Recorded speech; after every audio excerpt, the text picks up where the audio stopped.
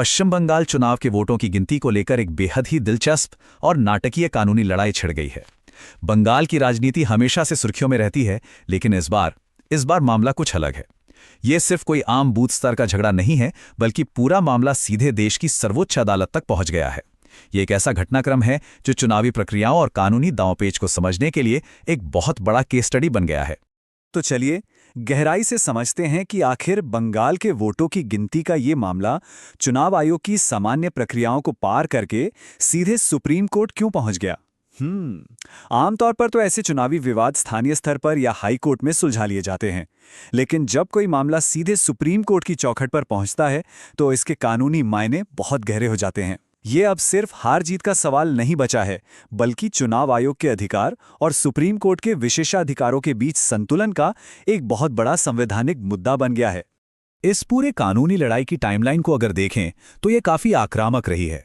हुआ यूं कि शुरुआत में जब टीएमसी अपनी आपत्तियों के साथ हाईकोर्ट पहुंची तो उन्हें वहां से तुरंत कोई राहत नहीं मिली, याचिका खारिज हो गई। अब कई राजनीतिक दल शायद यहीं अपनी कानूनी लड़ाई रोक देते, लेकिन टीएमसी ने क्या किया, उन्होंने हार मानने के बजाय बिना कोई समय गवाए सीधे सुप्रीम कोर्ट में अपील दायर कर दी। और अब सबसे बड़ा अपडेट यह है कि सुप्रीम कोर्ट ने इस मामले को समीक्षा के लिए स्वीकार कर लिया है। मतलब अदालत भी मानती है कि इसमें कानूनी बिंदुओं की गहराई से जांच होनी चाहिए। अब इस पूरी कानूनी रणनीति के पीछे की लीडरशिप स्टाइल बहुत दिलचस्प है।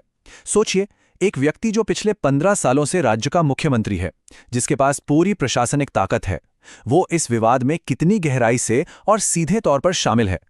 अक्सर यह देखा जाता है कि इतने लंबे समय तक सत्ता में रहने के बाद नेता एयर कंडीशन कमरों से निर्देश देना पसंद करते हैं, है ना?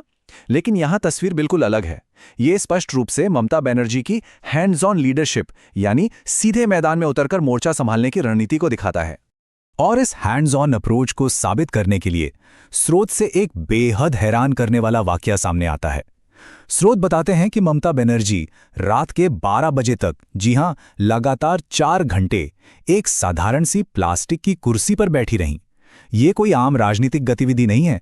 ये घटना उनकी उस अथक संघर्ष करने वाली जमीनी नेता की छवि को और मजबूत करती है। ये दृश्य विरोधियों के साथ साथ खुद के कार्यकर्ताओं को भी एक बहुत कड़ा संदेश देता है कि पार्टी का शीर्ष नेतृत्व इस लड़ाई को कितनी गंभीरता से ले रहा है। ये इस पूरे संघर्ष को एक बेहद व्यक्तिगत रंग दे देता है। और अगर तुलना करें तो यह आक्रामकता बाकी विपक्ष से बिल्कुल अलग नजर आती है। हमारे स्रोत यहां एक बहुत ही स्पष्ट तुलना पेश करते हैं। एक तरफ टीएमसी की रणनीतिक टाइमलाइन है, हाईकोर्ट से झटके के तुरंत बाद बिना वक्त बर्बाद किए सीधे सुप्रीम कोर्ट। वहीं दूसरी ओर स्रोतों के मुताबिक कांग्रेस का रवैया अक्सर इसके विपरीत देखा जाता है, जहां ऐसे मामलों में कानूनी और राजनीतिक प्रतिक्रिया देने में हफ्तों लग जाते हैं। स्रोत तो यहां तक एक तीखा रूपक इस्तेमाल करते हैं कि इस धीमी प्रतिक्रिया के कारण सत्ता अक्सर बीजेपी को एक केक की तरह थाली में परोस दी जाती है। ये तेज कानूनी टाइमलाइन साफ तौर पर टीएमसी को एक मजबूत विकल्प के रूप में पेश करने की कोशिश है। लेकिन इन तमाम राजनीतिक और कानूनी दांवपेचों के बीच असली असर तो जमीनी स्तर पर आम मतदाता पर पड़ रहा है। कई जगहों पर लोग पुनर्मतदान के तनाव और अनिश्चितता से गुजर रहे हैं। उनके लिए ये सिर्फ एक खबर नहीं है, बल्कि उनकी दिनचर्या और लोकतांत्रिक अधिकारों से जुड़ा एक सीधा संघर्ष है। पूरे राज्य में इस वक्त एक भारी सस्पेंस है कि सुप्रीम कोर्ट का अंतिम फैसला क्या होगा और चुनाव आयोग के नतीजे क्या कहेंगे।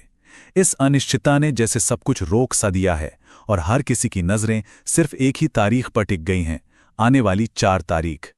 तो इस एक्सप्लेनर के बिल्कुल अंतिम पड़ाव पर पहुंचते हुए एक बहुत ही बड़ा सवाल खड़ा होता है। ये आक्रामक कानूनी और राजनीतिक रुख, आधी रात तक प्लास्टिक की कुर्सियों पर बैठकर किया गया ये अथक संघर्ष और हाईकोर्ट की निराशा के बाद सुप्रीम कोर्ट तक की ये तेज दौड़ आखिर 4 तारीख के अंतिम परिणामों को कैसे प्रभावित करेगी? क्या ये कड़ा संघर्ष सत्ता के समीकरणों को बदल देगा या फिर परिणाम कोई और ही कहानी बयां करेंगे?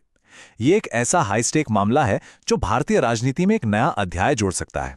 अब बस ये देखना है कि इस अभूतपूर्व राजनीतिक रणनीति का अंतिम फल क्या मिलता है। आज के इस एक्सप्लेनर में बस इतना ही। बहुत बहुत